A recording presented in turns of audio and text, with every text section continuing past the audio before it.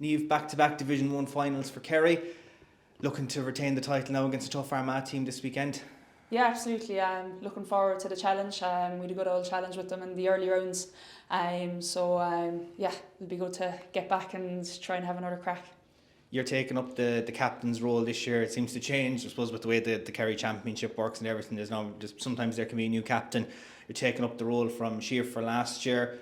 How have you found that step up in the terms of the role of leadership? Not too bad anyway. I don't think it's added much pressure. As I kind of say the whole time, there's some phenomenal leaders in the Kerry setup. So, I don't feel like it's all left down to the captain, nor should it be. But yeah, it's not changed too much, I don't think.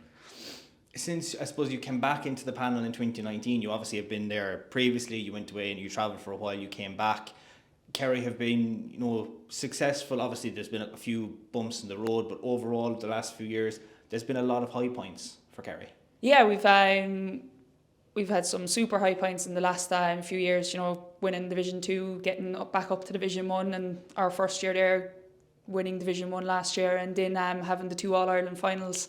There have been some great days, and then obviously there have been some bad days as well. But no, it's been super enjoyable few years with the Kerry ladies, so it has. I suppose we'll touch on the bad days. I know talking to Dara and Declan last year before the All-Ireland final, they mentioned that going into, we'll say, the league campaign last year, which ended up with silverware, that there was a bit of, if you want to call it, a post-mortem done in Brosna ahead of it, that they were looking back at the All-Ireland loss to Meath. Was there something similar done this year coming into this campaign with the game against Dublin? I suppose we didn't delve as much into it as what we did against Meath. There probably isn't a need to, we know, obviously everyone was very disappointed. There's been a turnover of players. There's fresh blood into the panel, so a lot of those girls don't have the hurt as well that we would have had of last year. But I think we probably all dealt with it and acknowledged it in our own way. And we're just excited for the year ahead, and we're back in a final already. So I think that's. We obviously spoke after the Galway game, and that was, it confirmed that you would be back, but it was always probably priority number one was to get back to the league final and start to get the ground running, as you say, bring in the fresh blood before going into the Munster Championship and that All-Ireland series later in the year. Yeah, as I said, it's great to be contesting for silverware so early on in the year. Like another league final is, it's a great boost to the panel. It'll be some of the girls' first experience at Croke Park as well the next day, which is great for us heading into championship.